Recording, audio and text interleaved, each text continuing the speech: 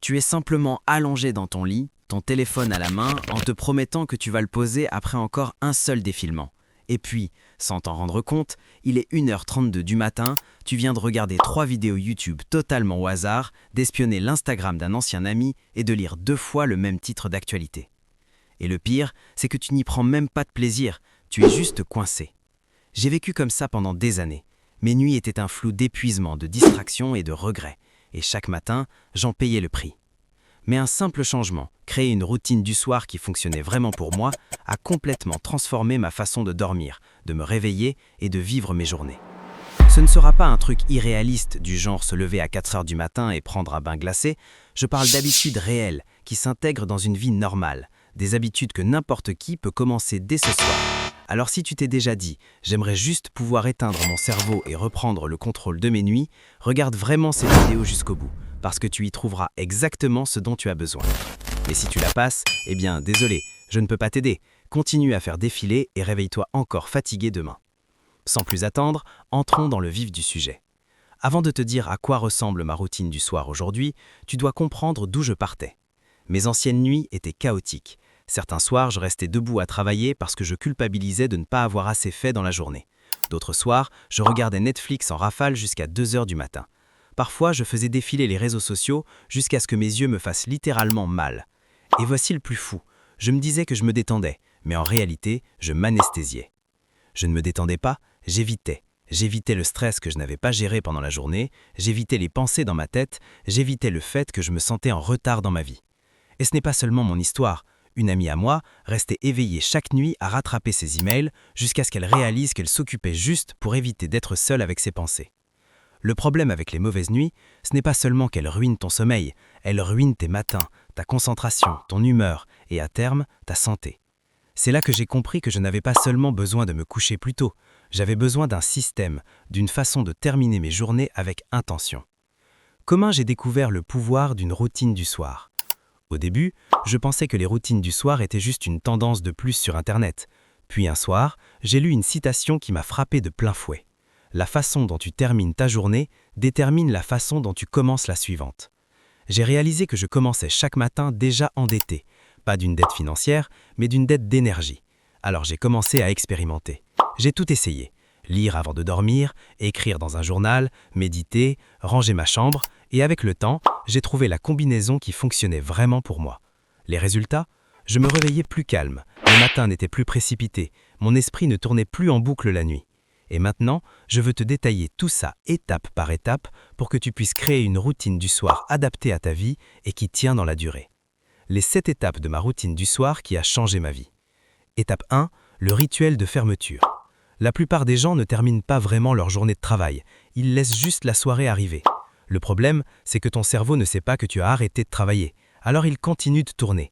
Voici mon rituel de fermeture. Je ferme mon ordinateur, je fais une liste rapide de ce que je n'ai pas terminé et de ce par quoi je commencerai demain, je quitte physiquement mon espace de travail, c'est comme dire à mon cerveau, c'est fini pour aujourd'hui. Exemple, ma cousine gère une petite entreprise et répondait aux messages à minuit. Maintenant, elle met une alarme de dernier contrôle à 20h30. Après ça, le travail est terminé. Elle dit que son sommeil s'est amélioré en 1 semaine.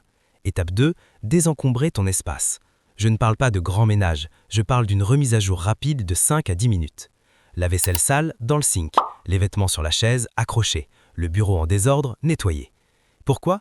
Parce que se réveiller dans un espace en désordre, c'est comme commencer la journée avec une liste de tâches qui t'attendent déjà. Quand j'ai commencé à faire ça, j'ai remarqué quelque chose d'étrange. Je dormais mieux, comme si mon cerveau se sentait plus léger. Étape 3, la détox digitale. Celle-ci est difficile, mais c'est la plus puissante. Pas de téléphone pendant les 30-60 minutes dernières avant de dormir. Pas moins de téléphone, aucun téléphone. Parce que voilà ce qui se passe. Tu te dis que tu cherches juste quelque chose et ton cerveau commence à consommer de l'information, ce qui le réveille au lieu de l'apaiser. Une amie a remplacé ça par un livre papier et elle dit qu'elle s'endort 40 minutes plus vite. Si tu es accro au défilement nocturne, essaye de mettre ton téléphone dans une autre pièce. Moi, je le charge à l'autre bout de la chambre pour ne pas être tenté. Étape 4, vider l'esprit et planifier. Tu es déjà allongé dans ton lit à rejouer des conversations ou à te rappeler de choses à faire au hasard ? C'est ton cerveau qui essaye de tout retenir. Alors je fais un brain dump. J'écris tout, pensées, tâches, idées, inquiétudes, absolument tout. Puis, j'écris 3 choses pour lesquelles je suis gratuit. Pas de grandes choses, mais des choses petites et précises. Par exemple, le café de ce matin était parfait.